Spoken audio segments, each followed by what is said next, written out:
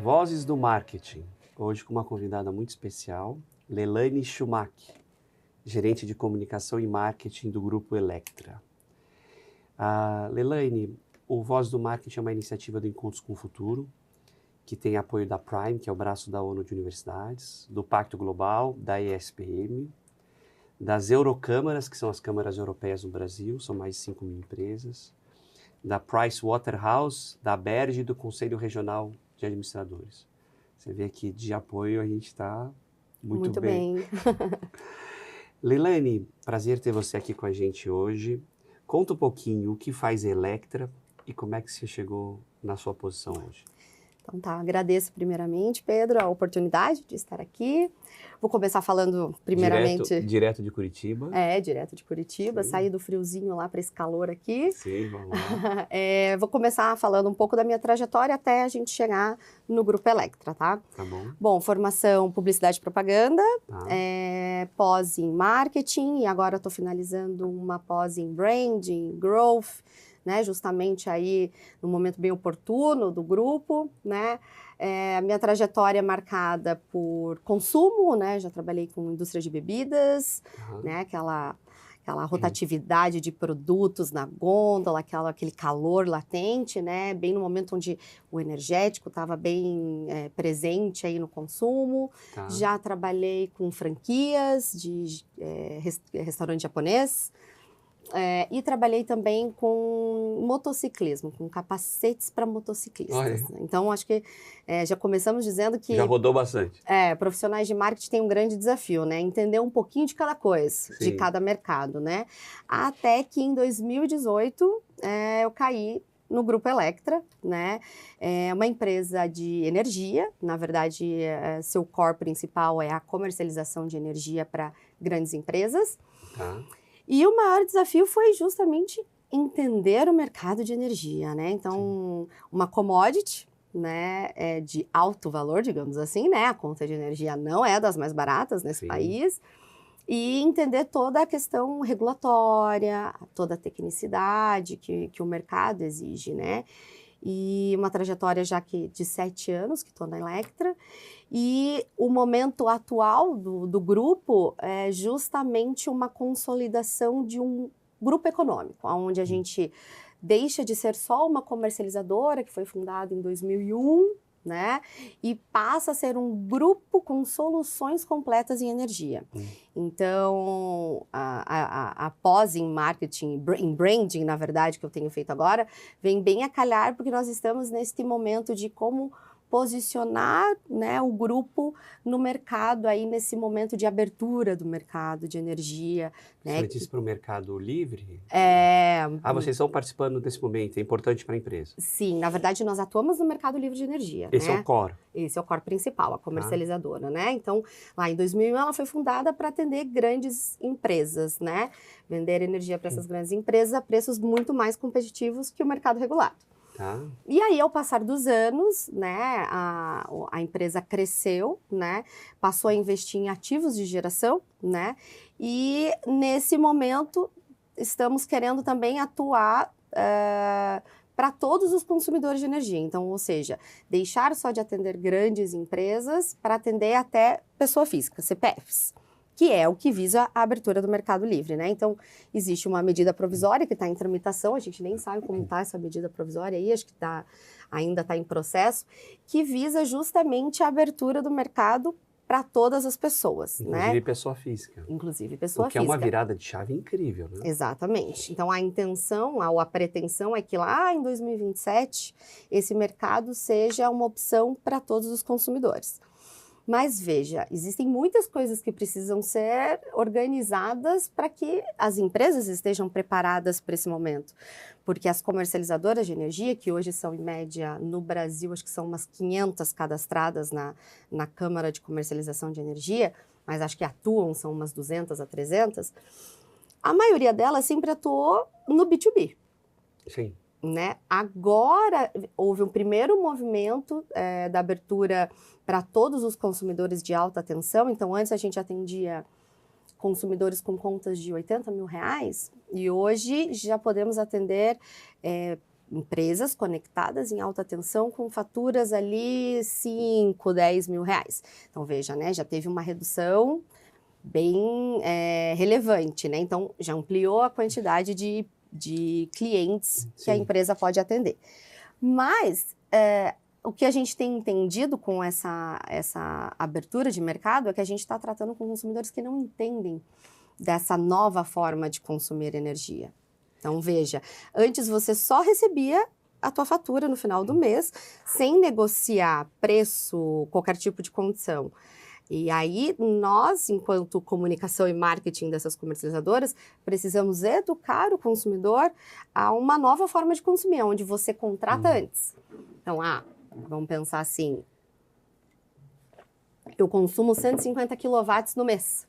Então, vamos pensar que as comercializadoras vão ter planos, pacotes, como foi na telefonia, para as pessoas fecharem ali seus planos anuais, né, planos de fidelidade, digamos assim, com preços muito mais competitivos do que se você se manter no mercado regulado, né? Vamos pensar que para as grandes indústrias hoje, em relação ao mercado regulado, as indústrias têm 30% de economia, às vezes 40%, dependendo do momento que ela contrata a energia, né? Dependendo da negociação.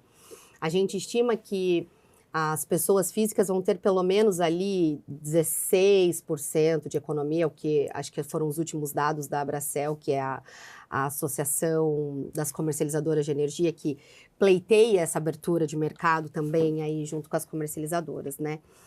Então, o desafio é grande, porque o potencial de mercado é enorme. Enorme. Então, vamos pensar que ainda no alta tensão, que são empresas de médio porte, eu acredito que, em média, tem ali umas 160 mil empresas que desconhecem essa possibilidade de sair do ambiente regulado e ir para o mercado livre de energia e ter essa economia, e além da escolha de qual fonte você quer de energia para a tua empresa. Eu quero renovável, eu não quero receber, né, uma energia que não seja renovável. Então, são vários benefícios que o mercado livre de energia tem para oferecer, mas existe primeiro essa educação do consumidor, né?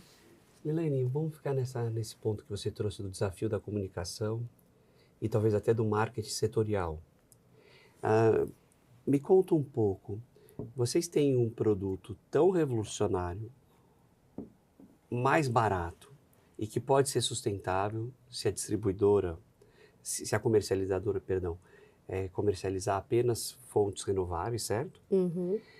Mais estável, porque não tem a oscilação das hidrelétricas, então não tem a mudança de bandeira, porque são energias contratadas. Então, ou seja, vocês têm um produto superior e mais barato. Não seria razoável imaginar que a comunicação e o marketing fossem fáceis? O que você enxerga como dificuldade? E o Brasil é meio early adopter em tecnologias, assim, pelo menos sociais ou digitais. Uhum. O que você vê? Como desafio? Porque é tão bom que talvez seja esse problema. Parece só vantagens, né? Mas existe a insegurança do consumidor brasileiro. Em que sentido? Eles acham que é pegadinha.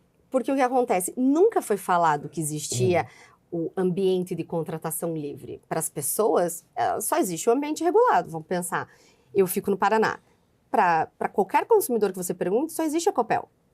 Não existe outra empresa de energia, né? Talvez a Itaipu, que é a geradora, né, a grande hidrelétrica. Mas as pessoas agora têm começado alguns movimentos por causa da GD, que é a geração distribuída, né, que são aquelas empresas, a Electra também atua nessa frente, que é você, sem precisar instalar a tua placa solar na tua casa, você consegue ter a compensação de energia renovável na tua conta, né? Então, você deixa de estar com a Copel e tem a energia renovável. Então, existem alguns movimentos que já falam sobre isso.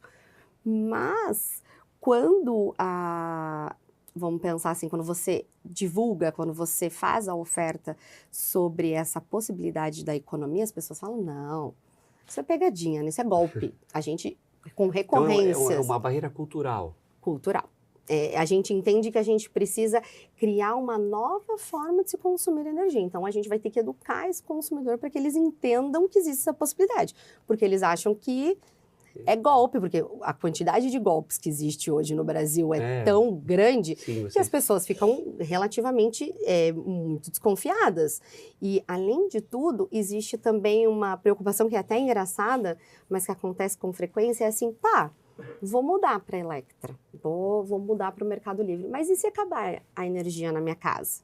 Eu vou ligar para vocês? Não. Você vai ligar para a distribuidora, porque a distribuidora é quem entrega a energia na sua casa. Nós vendemos a energia para você, né? Isso é mais seguro, inclusive, porque você fez o comparativo com o telefone, certo? Certo. E no ponto de vista de infraestrutura, a energia ainda é mais segura do que a telefonia, porque às vezes você está andando em algum lugar e falam, aqui não tem sinal dessa operadora. Sim. Ou aqui, se está no interior, fala, essa operadora pega melhor. No caso de vocês, o distribuidor é sempre o mesmo. Exatamente, a infraestrutura já está pronta. Já está pronta, então não tem essa variável de risco. Exato. De ter essa falta ou oscilação. Sim. Então, realmente é uma barreira cultural, uma barreira e tanto. Comparar com o telefone ajuda? Ajuda, as pessoas conseguem entender um pouco mais facilmente, né? Porque realmente era altíssimo o custo de telefonia lá nos anos 90, né? E com a entrada de novas empresas, novos players, né?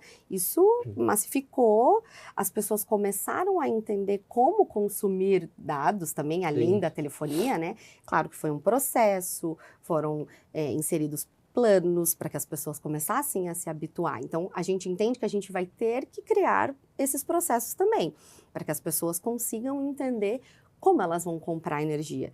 Eu vou ter que entender do meu consumo. Existe sazonalidade no meu consumo? Eu tô no Nordeste. Então, no verão, tenho alto consumo de ar-condicionado. Eu tô no Sul.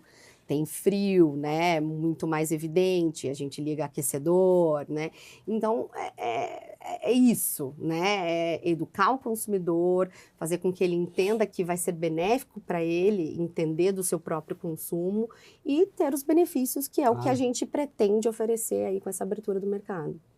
É impressionante. E como é que o setor está se organizando para essa comunicação de marketing? Porque por mais que tenham diferentes players, pelo que você está me contando, sim, o setor ainda está numa fase de apresentar essa solução para diferentes consumidores, né? Grandes empresas, vocês já avançaram bem, agora estão indo para empresas de médio porte, pelo que eu entendi, de pequeno, e no futuro próximo para pessoa física. Isso. Então vocês estão nesses dois momentos. Agora era B2B grande, agora é B2B médio, e vai ser agora B2B, B2C. Isso, B2C. O setor vocês estão conseguindo encontrar essa força conjunta de comunicar, como, por exemplo, os painéis solares fizeram alguns anos atrás? Então, existem vários movimentos, então, além daquele regulatório, né, que envolvem as regras do setor, questão de competitividade das distribuidoras, né, porque, querendo ou não, a distribuidora, ela tem a informação de todos os consumidores, então, existem várias coisas regulatórias acontecendo, né? Claro. E aí tem o que as empresas estão desenvolvendo para se adequar, então, buscando planos, porque existe a volatilidade do preço da energia. Então, a gente tem que buscar ali as melhores compras de energia para conseguir ofertar os melhores produtos. Além de tudo, a gente também tem que pensar como um mercado de varejo. O mercado de varejo oferece muitos benefícios, cashback, jornada do cliente, experiências. Então, coisas que vocês não estavam acostumados a fazer. Exatamente, exatamente. Então, existe um trabalho interno, né? Sim, de construção. De construção. Então, assim, um marketing, uma comunicação que era totalmente institucional e B2B, está aprendendo e desenhando como vai ser o seu plano para falar com o B2C. Então, implementando jornada de cliente, pensando o que eu já faço hoje para o meu cliente B2B, como eu já me relaciono com ele, como eu posso oportunizar o que eu já faço para me relacionar com o pequeno varejo, o médio varejo, né?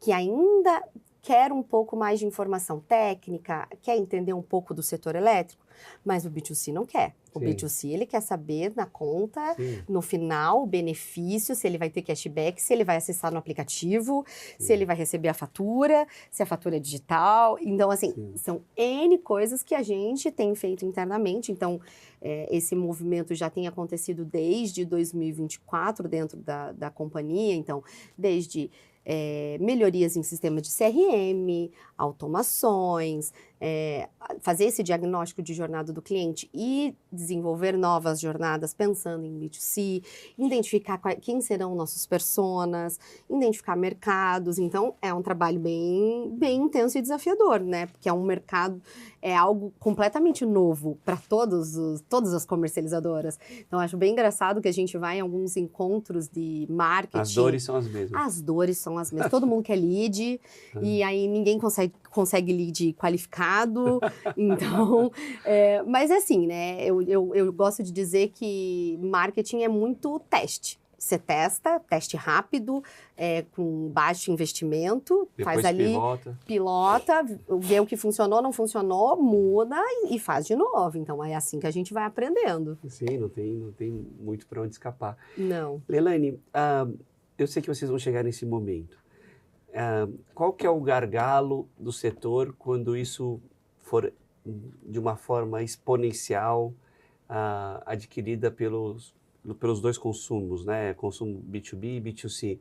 Porque não tenho a mínima dúvida que se a gente fizer esse videocast daqui a 5 anos, você vai falar, Pedro, a gente está tendo que investir, aumentar, porque vocês vão vender isso tanto que eu acho que em algum momento o que vocês estão oferecendo de energia vai ter algum limitador. Sim. Porque em tese, todo mundo deveria mudar para o mercado livre, que é o que aconteceu com os telefones. Sim. E acho que hoje poucas pessoas, pelo menos os mais jovens, não têm telefone fixo em casa. Porque, por exemplo, para a minha geração é estranho você não ter, me passa o fixo. Não, fixo eu não tenho fixo. Sim.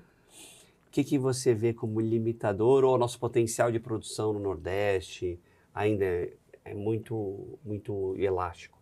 Eu acho que quando a gente fala de energia, os gargalos são basicamente, eu penso assim, a questão da transmissão, que é algo bem regulatório, né? Então, hoje, o Brasil, ele gera o suficiente, até sobra energia, né? Que é o que a gente tem visto aí, cortes na geração renovável, né, por muita oferta. Então, o que a gente precisa é fazer com que essa energia chegue a todos os lugares, né, então ampliar a transmissão. Eu acho que os gargalos vão ser assim, vai ser só energia? O que mais você vai oferecer para esse consumidor, né? Que é muito que a gente tem visto na telefonia.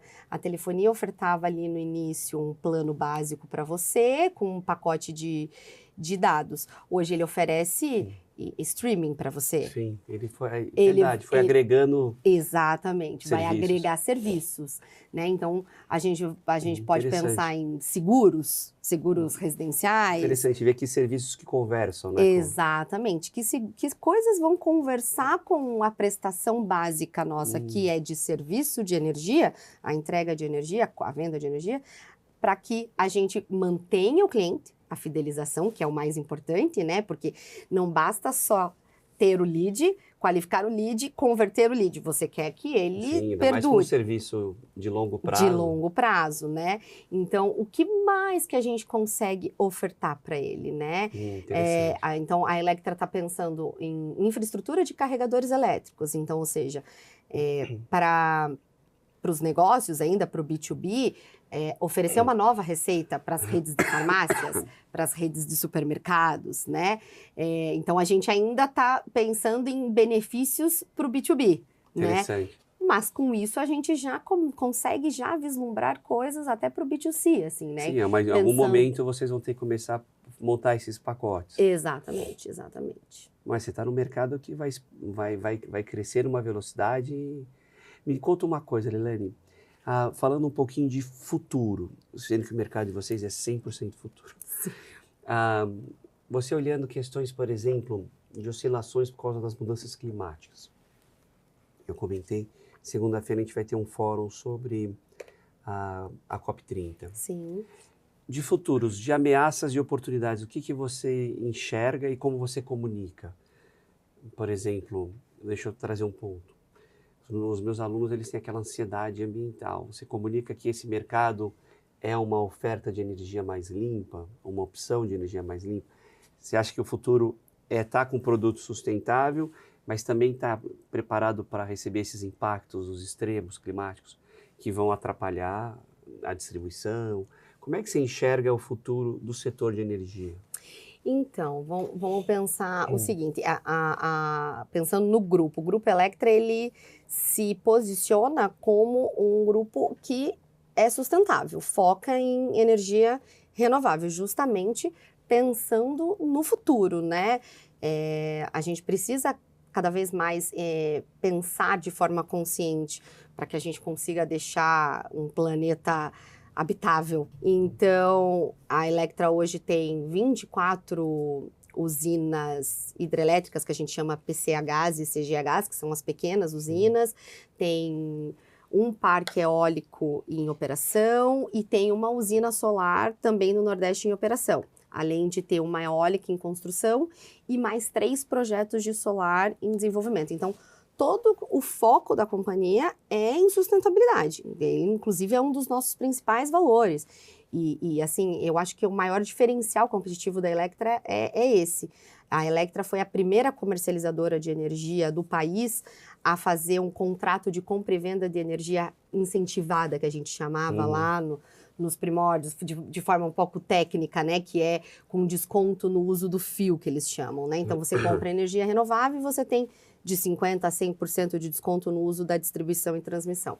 Então, isso faz parte do DNA da Electra. Entendi. Então, todas as nossas comunicações são sempre reforçando a sustentabilidade, as pautas ESG. E justamente porque a gente entende que o país está sofrendo com esses impactos, né? Sim. Sul sofre, aí tem a escassez hídrica, que também é reflexo, né, das questões climáticas. Então, acho que o difícil é fazer com que as pessoas consigam não só entender, porque as pessoas já têm essa consciência, mas Os problemas, pelo menos, estão super conscientes. mas elas não praticam. Esses dias a gente estava brincando, isso na aula da minha pós-graduação, as pessoas que visitam o Museu do Amanhã, no Rio de Janeiro, eu lembro que quando eu fui, tem um portal onde você tem duas possibilidades de passagem. Uma é, se você tem consciência dos impactos climáticos, né, no planeta e você dorme tranquilamente, você passa aqui, e aqueles que, não, eu sei, entendo, mas eu não perco o meu sono. A maioria, ninguém perde sono. Todo mundo dorme tranquilamente, né? Então, acho que o desafio é a gente trazer essa consciência para as pessoas. Então, se existe um mercado onde você pode ter economia na tua conta de energia e, além de tudo, você consumir energia renovável para a gente deixar cada vez menos de depender de termoelétrica, por que não? Por que não fomentar isso e incentivar as pessoas, né?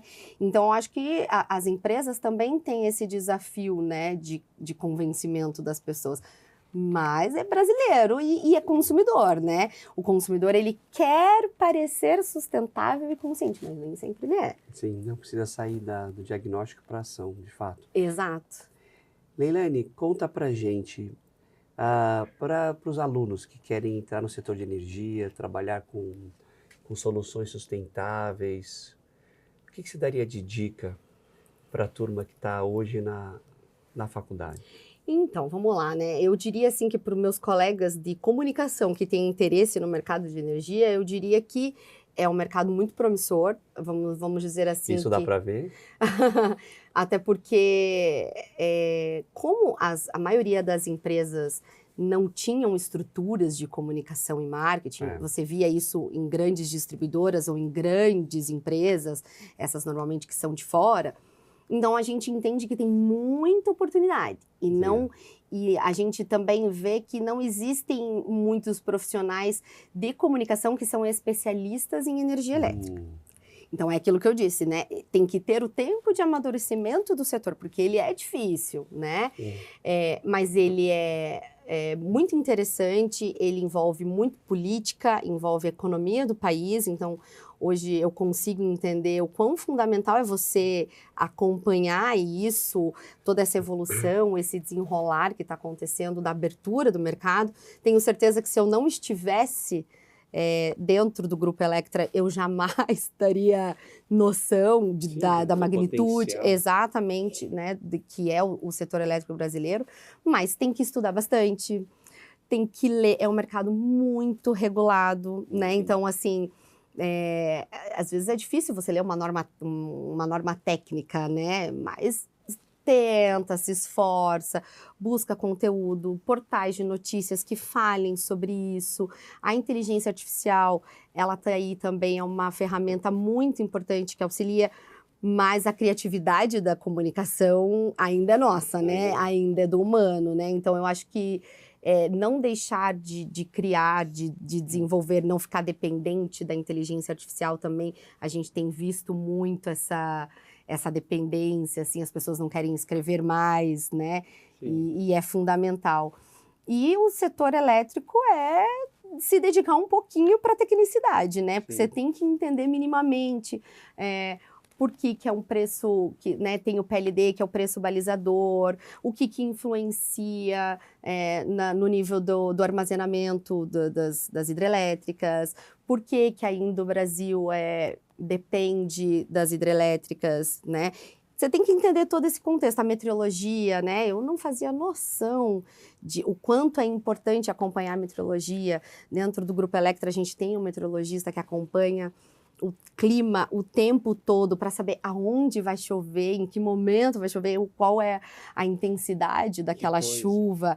Então, assim, vai muito além só de fazer comunicação, né? Claro. Entender de comunicação integrada, de publicidade, isso a gente entende lá na nossa graduação, na nossa base, né? Em entrar no mercado de energia, acho que você tem que ter uma imersão, assim, sabe? Mas é bem desafiador e eu acho delicioso, assim, eu virei uma apaixonada pelo setor elétrico. Nota 1000, né? Obrigado.